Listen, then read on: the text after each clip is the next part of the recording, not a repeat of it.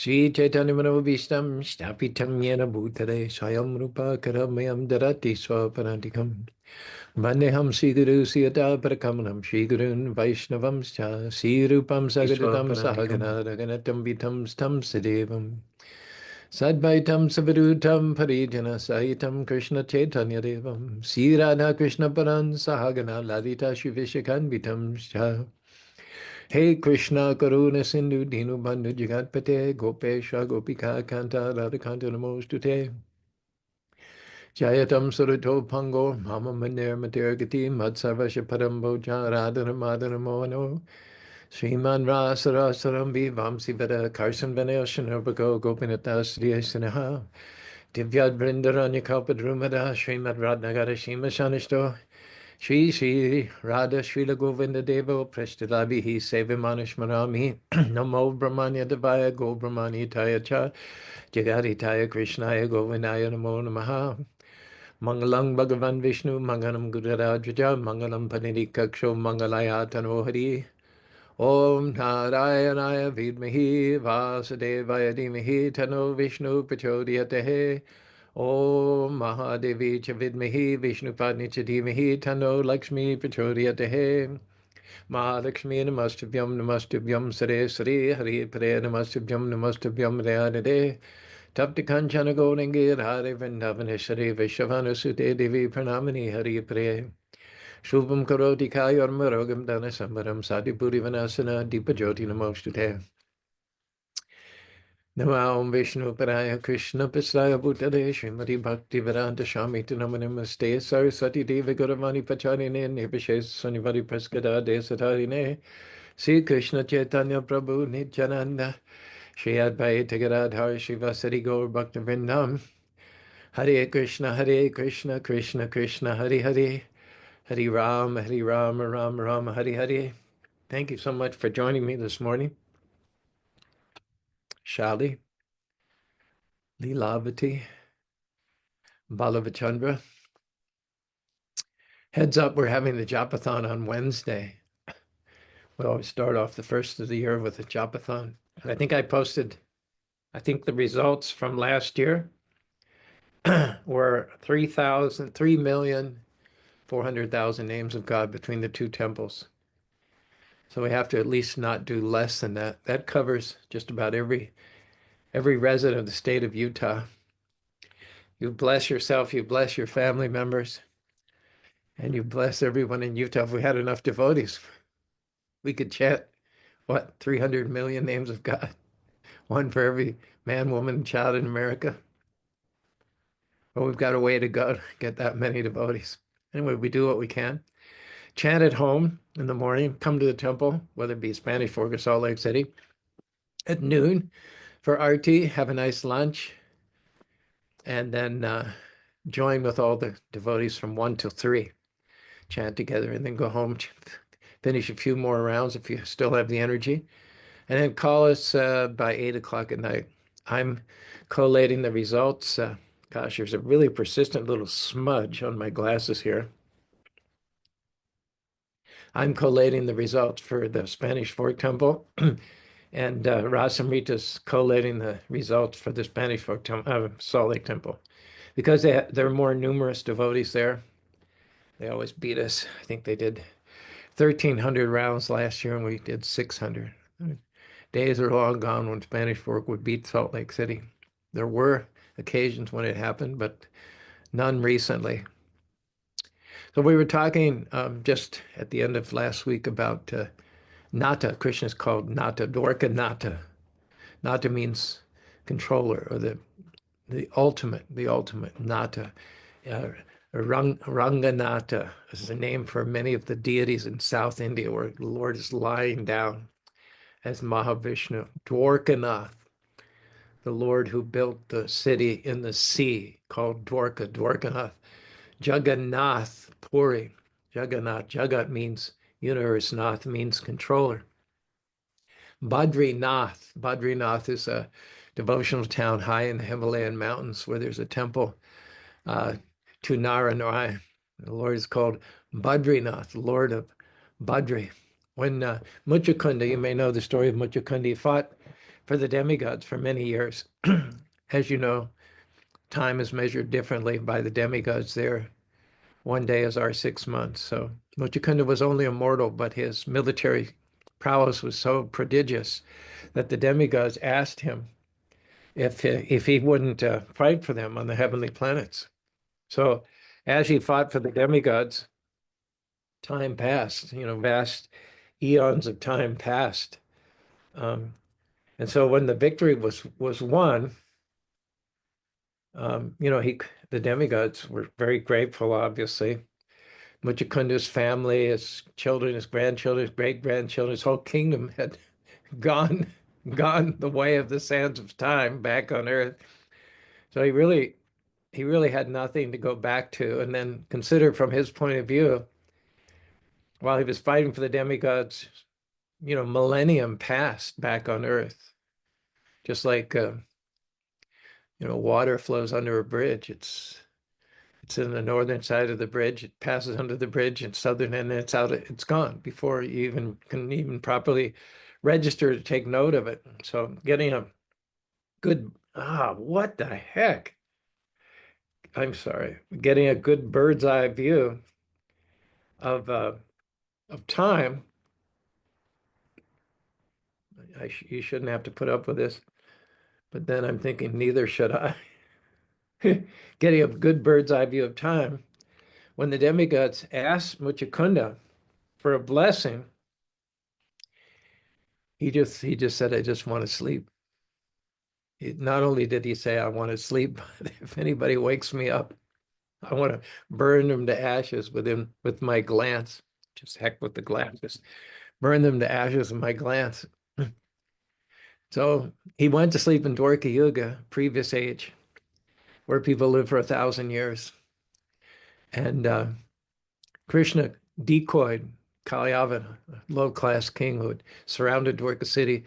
Krishna ran away from the battlefield, thus becoming known as Ranchor. Most people, when they run away from the battlefield, they're court-martialed for treason and deserting, and they're shot or hung. When Krishna runs away from the battlefield, he's glorified.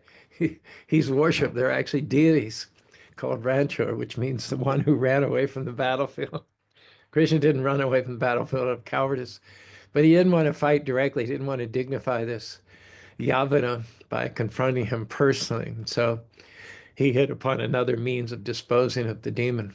And what he did was he lured him away from the battlefield. Krishna seemed just to have been walking casually away from the battlefield, and Kalyavana, who was a very fit king and athletic, was running after Krishna, and Kalyavana thought that at any moment he's going to catch up to Krishna. He thought, after all, Krishna's walking, I'm running. But somehow other mystically, Krishna led him miles and miles and miles away from where his armies were. And Muchukunda no longer had the cushion of his bodyguards, his generals, his soldiers to protect him. And then Krishna finally went into this cave, Kalyavana thought, now I've got him. Now I've got him cornered. Now I've got him trapped. Kalyavana ran into the cave. And in the back of the cave, in the dark, and his eyes had not yet adjusted, he saw a form. And he thought it was Krishna, cowering, lying down out of fear in the back of the cave. He said, "Krishna, you dirty coward." And he took a great kick. And he kicked this lying form in the ribs. Meantime, Krishna, who knows everything, he knows Muchukunda's history. He knew Muchukunda was in the cave, and he knew about Muchukunda's boon from thousands of years prior, that if anyone disturbed his sleep untimely, Muchukunda had the boon that he would burn that person to ashes with his glance. And sure enough, Muchukunda woke up having received a mighty kick in the ribs. Can you imagine you're in a really deep sleep, trying to recover from thousands and thousands of years of pitched warfare? And last thing you want to do is have someone come up and kick you in the ribs. And Muchukunda woke up, he's angry, and his gaze went to Kalyavana, he burned with ashes. And then there's a beautiful prayers. Muchukunda then turned to Krishna, and Krishna's effulgence now had begun to illuminate the interior of the cave. Muchukunda got some updates from Krishna. No, this is no longer Dwarka Yuga age. This is Kali Yuga age. All the trees, everything is shrunk. The fruits and vegetables and fruits don't have the potency they once had. The mountains, the sky, the canopy of the sky, everything's shrunk. People now live only 100 years at most. When you went to sleep, Krishna forms Muchukunda. People live for 1,000 years. And Muchukunda then offers prayers to Lord Krishna. He, at one and the same time, was disturbed, and he sort of purged that disturbance, got out of his system by burning Kaliyava into ashes. And now he's back to neutral. He's had a good enough sleep. He's back to neutral. And he doesn't want to venture out and start again. He doesn't want to resume a materialistic lifestyle. What to speak in an age that's much more degraded than the age from which he came. So his prayers are very sublime, very detached. And among the prayers that Muchukunda offers to Krishna, he asks Krishna, he refers to Krishna as Nata, Mathura Nata, Goloka Nata, the Lord of the spiritual worlds. Basically, and he asks Krishna if he can enter the spiritual world. He can enter the spiritual world. Previously, when the demigods had asked him for a boon at the end of the hostilities in which Muchukunda had helped them achieve victory, that was also what he asked them for at that time. He said, can I enter Vaikuntha? Can I enter the world of Vaikuntha? That was the first thing he asked the demigods. They said, no, we can't. We can't give you that because even we can't do that, at least not until the end of our lives. The world of Krishna is above Brahma Loka, the abode of Lord Brahma, the topmost planet within this material world. It's above Mount Kailash, the abode of Lord Shiva. The world of Vishnu or Narayan is beyond the worlds of the demigods. And so the demigods could not give Muchukunda the benediction to go into the world of Vishnu because they themselves were not eligible, at least not at that point in time, to go into that world. And so then Muchukunda asked, well, if you can't give me that, that's all I really want. If you can't give me that, at least let me sleep. And it was interesting because he he took a timeout. Basically, only thing he wanted was to go to the spiritual world where life is eternal. He just fought this big battle. And that's what this material world is. It's a constant struggle: birth, death, disease, old age, hunger, thirst, disease, miseries due to the body and mind, miseries due to other living entities, misery due to material nature. It's like we're like on the frying pan. All Muchukunda wanted to do, having seen what there was to see in this material world, all he wanted was to be transferred back to home, back to God. And the demigods couldn't do that. So it was like he took a time out. He said, okay, let me sleep. And if anyone disturbs my sleep untimely, let me burn him to ashes. So this is all Krishna's, so ingenious, the plan of Krishna. Krishna knew thousands of years prior that Muchukunda couldn't get what he wanted from the demigods because they couldn't give what they didn't have. He knew that Muchukunda would default then to sleeping, which was more or less a timeout. When Muchukunda would wake up, and he would do so being kicked by an enemy of Krishna. He would glance at that enemy, destroy him with his ashes. Very most efficient, the inscrutable plan of the Lord, which had obviously been conceived thousands of years prior, got rid of Krishna's enemy in the most efficient possible way. And Muchukunda had asked for transfer to the spiritual world because he was finished with birth, death, disease, and old age in this material world. He didn't want to experience the material pangs anymore.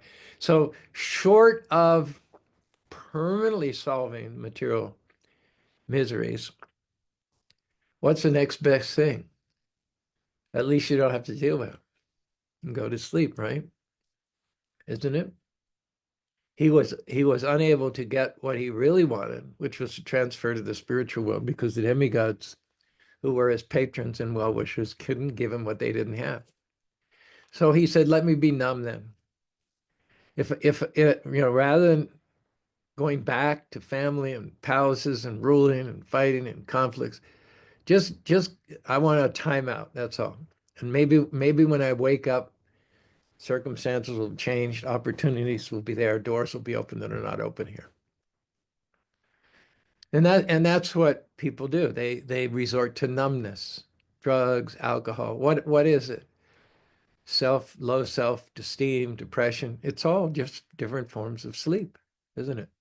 Just different manifestations of emotive ignorance, to numb, to dull, or to put out of your mind for the time being the problems that you're facing. But with Muchukunda, the problem's different. He doesn't want to suffer, and so he's picking a non-toxic, non-addictive route to sleep, which we all have to do. And he's just thinking that maybe when I wake up there'll be more opportunities, and he wasn't wrong. There was the opportunity to render Krishna significant service. The boon he'd had to burn others into ashes, he was able to employ that boon for the service of the Krishna. He was able to please Krishna. And then who should be standing in this cave in the middle of desert? I mean, would you expect that when you wake up, even when you're kicked, when you wake up, would you expect to be woken up? That's why he was in a secluded cave, hundreds of miles away from civilization. He didn't want to get wakened up. So getting kicked and awoken was unexpected, because who in the world would be there? And then what was even more astonishing is that after he burned his tormentor to ashes, there was the Lord of millions of universes lighting up the interior of the cave with his effulgence. And Mukunda thought. And for him, it was a moment. Remember, he couldn't get the transfer to the spiritual world, so he went to sleep. So for him, it was just a moment ago, he was talking to the demigods, and plan A was frustrated, and he went to plan B, which is sleep. That, to him, it just seemed a moment ago. When you wake up in the morning, it just seemed to have been a few minutes since you went to sleep the night before. And sure enough, his inner hopes were fulfilled in spades, because none other than the Supreme Personality of Godhead, Krishna, who's in the heart of every living being. He knew that what Muchukunda wanted was liberation. Go to the spiritual world and serve the Lord eternally. And he wouldn't compromise. Rather than asking the demigods for wealth and women and kingdom, could have had his own planet, Muchukunda just kind of, in disgust, said, let me sleep. Because he wouldn't settle for anything less than Krishna's association. That's what he got. When he woke up after the sleep, Krishna was right there. And then he says, Krishna, can you transform me in the spiritual world? Krishna says, yes. Where all the demigods said no, Krishna said yes. And Krishna's world, at this point we should note, Bhushana Bhushana. Krishna's world is the ornament of all ornaments. The Vaikuntha world, the worlds of Vishnu and Narayan, being eternal, full of bliss and knowledge, are far superior to anything in this material world. There's incredible opulence, wealth, influence, unlimited power there. The living beings in their spiritual eternal forms are decorated nicely. Beautiful grace, beautiful beauty. Everything is very highly evolved and sophisticated in the spiritual world. But above the regal, formal, palatial, imperial planets of Narayan, of Vishnu, is Krishna's planet called Goloka Vrindavan. There's no fancy dresses. There are beautiful girls, but they're not wearing $1,000 Benares saris, and they don't have their own hairstylists or makeup artists or personal trainers.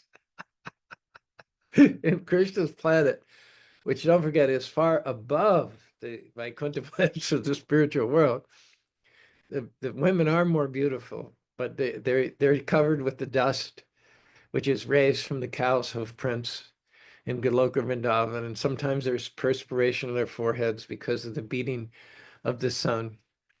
And they're just wearing simple dresses, maybe hand-me-downs. Maybe they got them from their older sister or from the local savers, DI.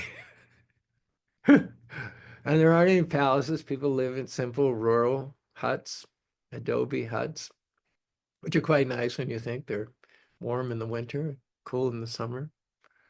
And the food is grown locally. You can imagine in Dwarka, everything's brought in every morning, all the merchants. And it's the spiritual world. Nobody needs food, but food is a medium of communication, exchange.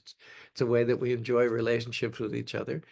And so food is also there in the spiritual world. Not that they have physical bodies and they need calories, but it's the prime means of enjoying others' company. So can just imagine the gates of Dwarka and the spiritual world are open every morning. And cartloads and cartloads of fresh produce and fresh fruits are brought in. But in Vrindavan, that's not necessary because they're growing everything right out in their backyard. They have fields right outside the front door. But don't be misled. The simple agrarian lifestyle, the dress, the dust from the cows, the crowing of the peacocks. Don't be misled. Divya Vrindaranya Kalpadrubana Srimad Radnikana Shimasana Shri Sri Radha Shila Govinda Prestalabihi Sevi Manashmana.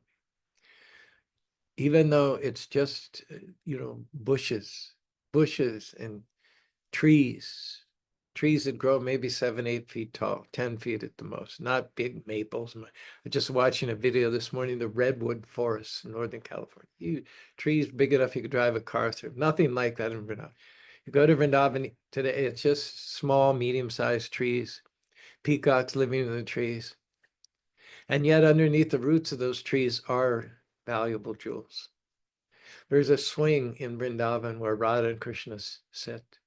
And the gopis, the eternally liberated souls, swing Radha and Krishna and sing various songs and fan them with peacock feather fans and chamara whisks and sing and dance for the pleasure of Shri Sri Radha Govinda Deva.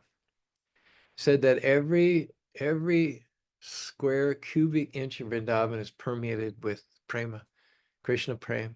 The inhabitants of Vrindavan are head over heels in love with Krishna in a way that the women and queens, servants of Dwarka could never be.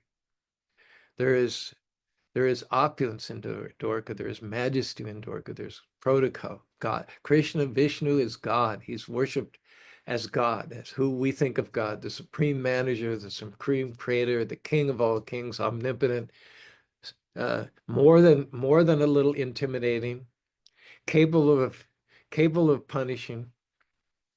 People worship him, but at the same time, there are rules and regulations. There's protocol to be absorbed. There is still the possibility of offenses to be made. But in the abode of Krishna, there's none of that.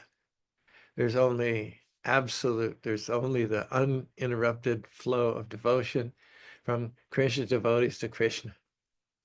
Therefore, as Krishna is called the Bhushana Bhushanam, the jewel of all jewels, above and beyond all of the many, many incarnations and avatars, the Purusha avatars, the Yuga avatars, the Lila avatars, the Das avatars, there stands Krishna, whose beauty exceeds that of millions and millions and millions of cubits, and who engages in pastimes of sweetness which is unknown in the halls of the palaces of Vaikuntha. Prabhupada gave the example of the high court judge. He sits on a big bench high above the rest of the people in the room. He's wearing black. He's got a gavel. He's got the seal of country behind him. He's got uniformed policemen standing on either side. When he enters, everybody stands up. So that's his job. That's his function that he's meant to perform. But that same person, when he goes back home, his little grandchild might get on his back and ride him like a horsey and kick him in the sides, like with like kicking him and saying, "Giddy up, giddy up, giddy up, giddy up." So you think, how is this the same person? This stern judge who metes out punishment, who strikes fear in the hearts of the defendants who appears before him. How is he the same person? He's pushing all the criminals down, but when he gets home, his grandson is pushing him down. How is that the same person? It's just, yeah. So Vishnu and Krishna are the same people, but Vishnu is like the high court judge, intimidating imperial monarchical, and Krishna is like that same judge in the company of his grandchildren. If you're looking for a paramount reason why the simple planet of Krishna, Goloka Vrindavan, exceeds far and above even the palatial, majestic planets of Narayan, here's the difference. In the Narayan, in the Vaikuntha world, God is worshipped. God is worshipped with dance and drama and singing, foodstuffs. In Krishna's world, the devotees are worshipped. Krishna in his form as Vishnu is worshipped in the Vaikuntha planets by his devotees.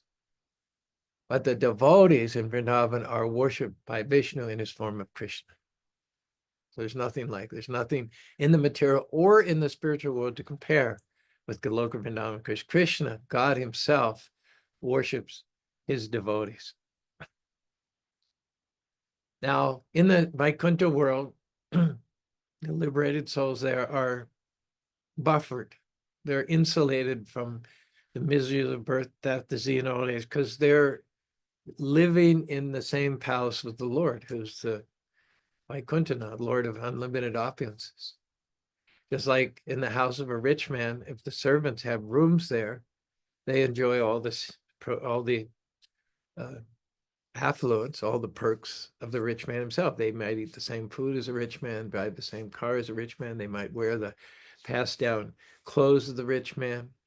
Basically, the same pleasures that are available to rich men are available to the servants. And so in the Vaikuntha planets, everyone is free from anxiety because of the protection of the Lord. But in the spiritual worlds, there are none of those crutches. One doesn't define oneself in terms of living with the Lord, being sheltered under the protection of the unlimited Lord. In the spiritual world of Goloka Vrindavan, the inhabitants are thinking, I have to protect the Lord. In the Vaikuntha, the inhabitants are assured of the Lord's protection. But in the highest planet, the Goloka Vrindavan, the inhabitants want to protect the Lord. They don't see him as God. When Krishna was lifting Govardhan Hill with a little finger of his left hand, everybody was thinking, oh, Krishna must get tired. How can he do that? His arm must start to ache. His little finger must be in agony.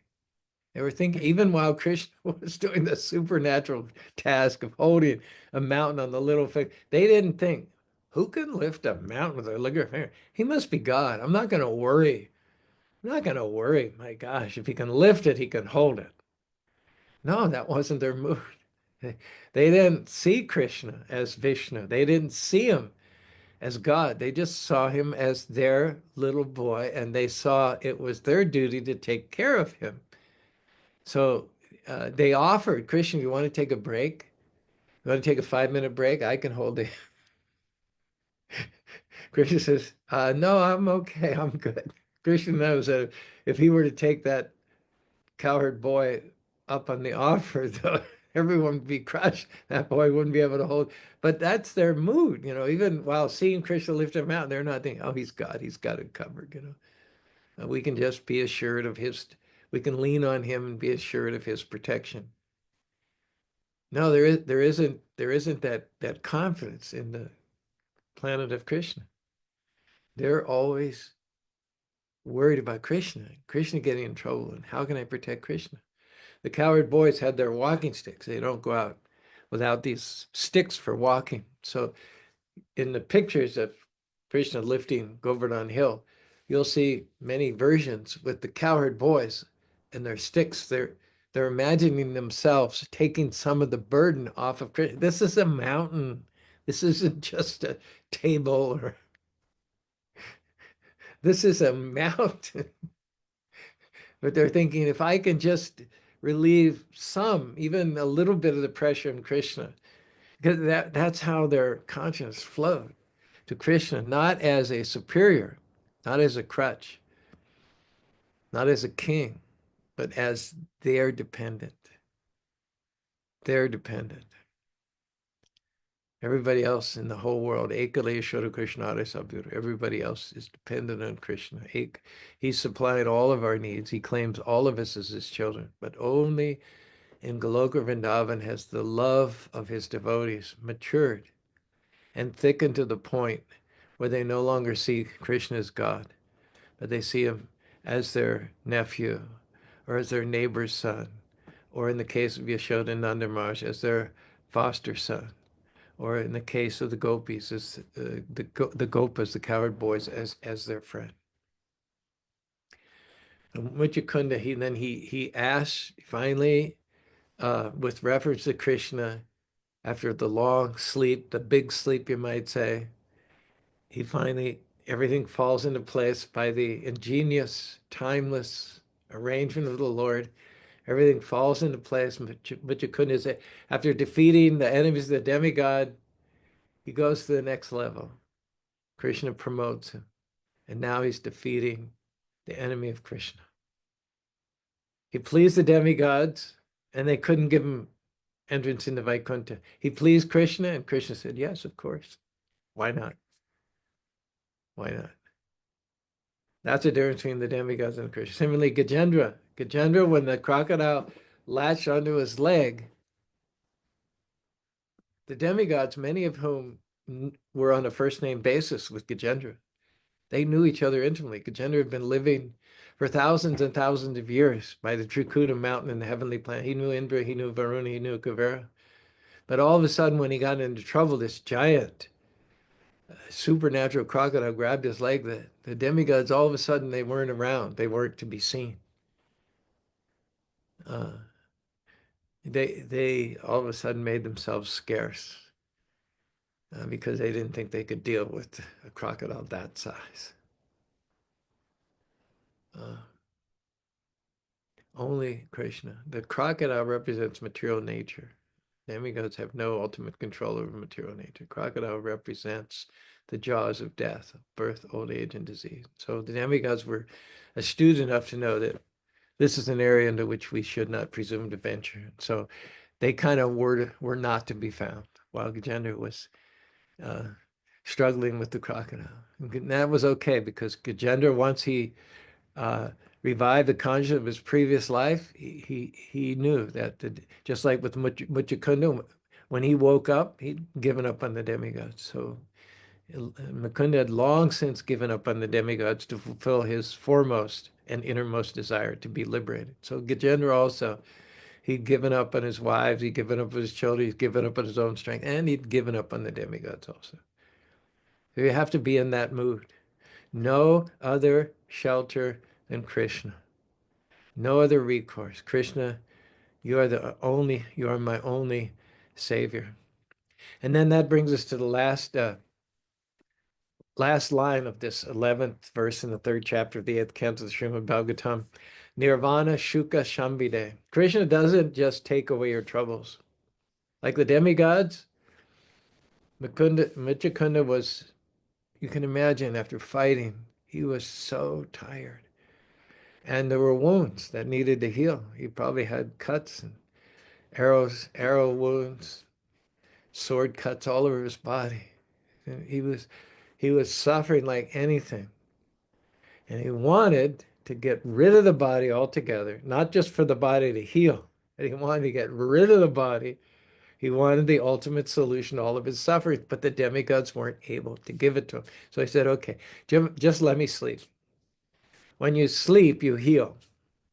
That's sleeping allows the body to heal. You don't use energy in other ways. All the energy of the body is concentrated on healing. So Muchukunda he didn't want anything more to do with the demigods. He was now seeking only Krishna, none other than Krishna. So similarly, Gajendra's advantage is that he'd given up on the demigods as well. He knew that what they couldn't give, only Krishna can give. And so he says to Krishna, whereas the demigods, like in the case of Muchukunda, they took away Muchukunda's suffering. In an awake conscious state, he was suffering from fatigue, bone deep fatigue, multiple wounds on his body. So they couldn't replace his suffering with bliss by giving him a spiritual body, but they put him to sleep so that he was able to heal without feeling pain at every minute. So that's what the demigods can do. They can take away the suffering, but they can't give you bliss. So that's what this verse means. Nirvana Shuka Samvide. Krishna loves us and considers our case individually and personally. So he's not just concerned with taking away the suffering, but he's concerned with giving us the ecstatic alternative, devotional service to him, which is eternal. A doctor can give pills. You go to the pharmacy, you get some pills, and it masks your suffering. It doesn't get to the root of the suffering, but it just allows you to go into a state of numbness where you don't feel the pain as intensely as you would have otherwise. Krishna is not like that. He doesn't deal with us superficially. He wants to replace the suffering with bliss. So nirvana, vana refers to eros. Sabai dano shaishavas tarateos te shabana.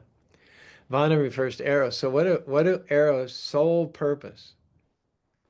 The sole purpose of eros is to inflict pain.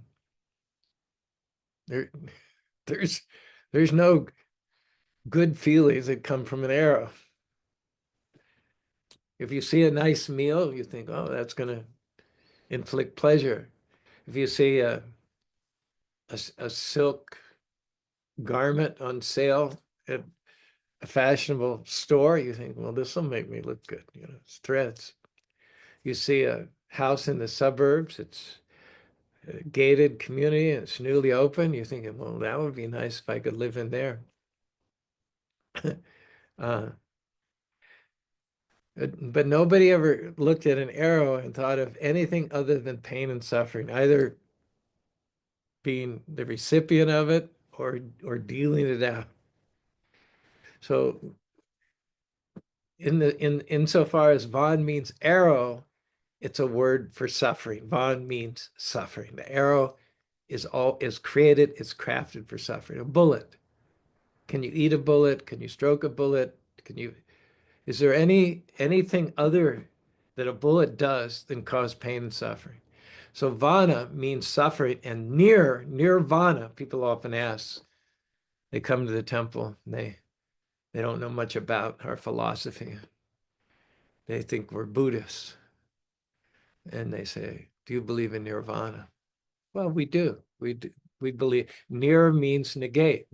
Vana means suffering, and nir means to take away suffering. So we believe to take away suffering. But the way to take away the suffering is to surrender to Krishna, who is your personal well-wisher, and he will replace the suffering with pure devotional service.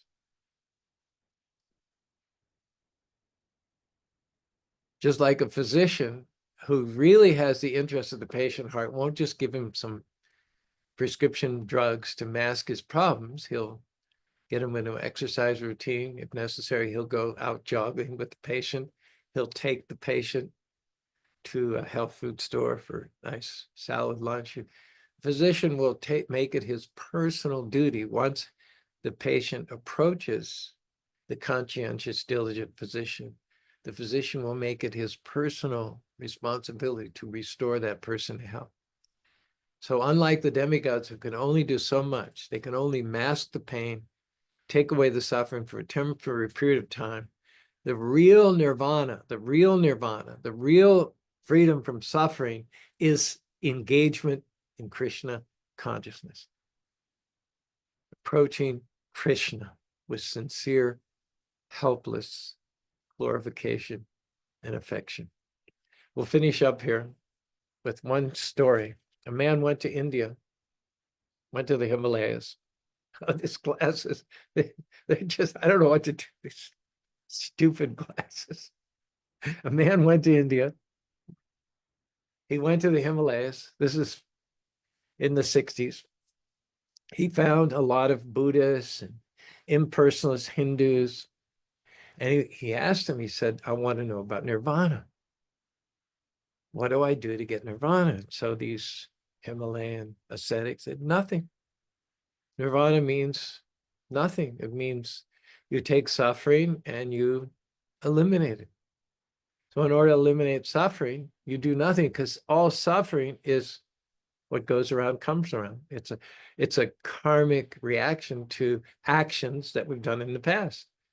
So every action brings a reaction. If you want to stop reactions, then stop actions. So they told him, this American seeker, young man, do nothing. He says, what should I do to get nirvana? And they said, nothing. So he did that for some time. He just sat around, looked at rocks. He did nothing. Predictably, he got bored. What do you think? He got bored. He went back to America and he started a company called Apple Computers. That was Steve Jobs. Later on in his autobiography, he wrote, I got so bored there, I was going out of my mind. They said, if you want to avoid suffering, then just stay away from action. But he said, I couldn't. I needed action. I needed action. I needed some positive engagement to absorb me. That's what Krishna offers. Preparing food, offering to the deities, perfecting your musical abilities to play instruments and sing nicely, to make flower gowns, to paint pictures for the Lord, sing songs for the Lord, recite poetry for the Lord, grow food and vegetables for the Lord, cook for the Lord, clean for the Lord. This is what Krishna, our best friend and well-wisher, offers us. He offers us a positive alternative. So being frustrated with doing nothing and seeking for only the cessation of miserable life, Steve Jobs followed in the footsteps of many others, came back down from that nothingness zone, and he did something that he thought would uplift humanity. The problem with uplifting humanity is that there's always birth, death, disease, and old age. You can make life a little more comfortable, a little more convenient, but there's always a price.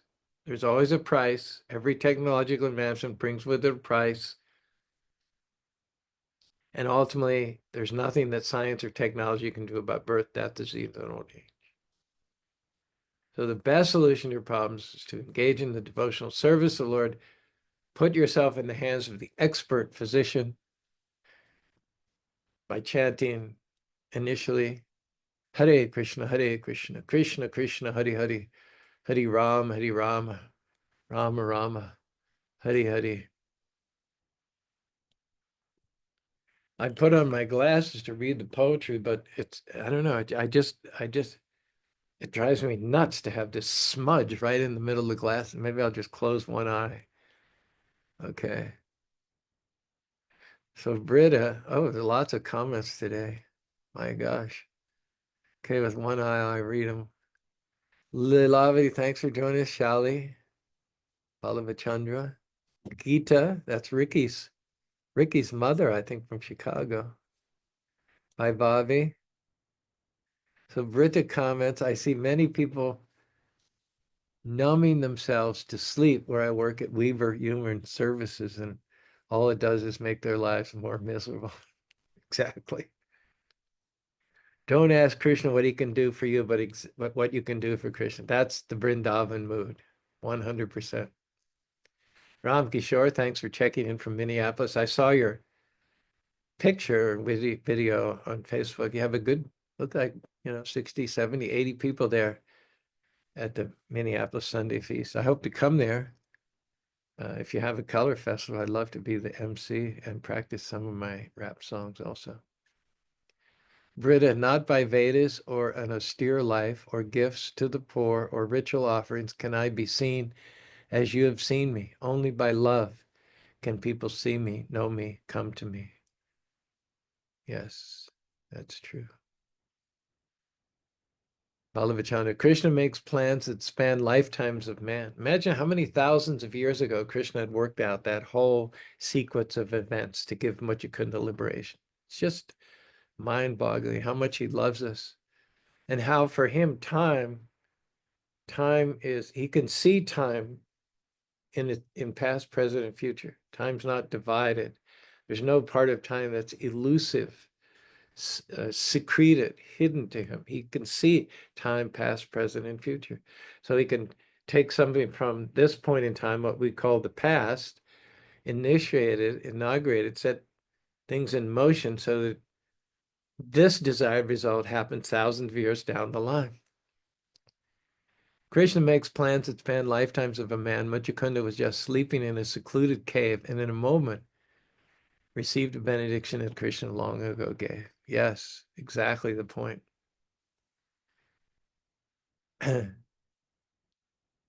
Alexander loves the moment when Krishna lifts Govardhan Hill on the DVD called Little Krishna. Ballava Chandra, a judge will let it slide if his child at home kicks him while playing in the side. But don't try that in court unless you want your freedom cut short. At home, Krishna plays around with his devotees for fun, but mess around with Vishnu's devotees in the material world and you're done. That's nice. Britta says, don't waste time with lower management. Go straight to the CEO of the spiritual world. Nice. There might be other comments. Sometimes it just does what they consider relevant comments. So I'm sorry if I'm not seeing all the comments. I will comment on them and like them and read them later. But those are the ones I can see. And I certainly appreciate you guys joining me, giving me the opportunity to share these nectarine truths with you. I'll sign off for now. See you tomorrow, Transcendental Tuesday. Hare Krishna, Hare Krishna, Krishna Krishna, Hare Hare. I'm gonna start cleaning my glasses right now. Hare Ram, Hare Ram, Ram Ram, Hare Hare. Maybe they'll be clean by this time tomorrow.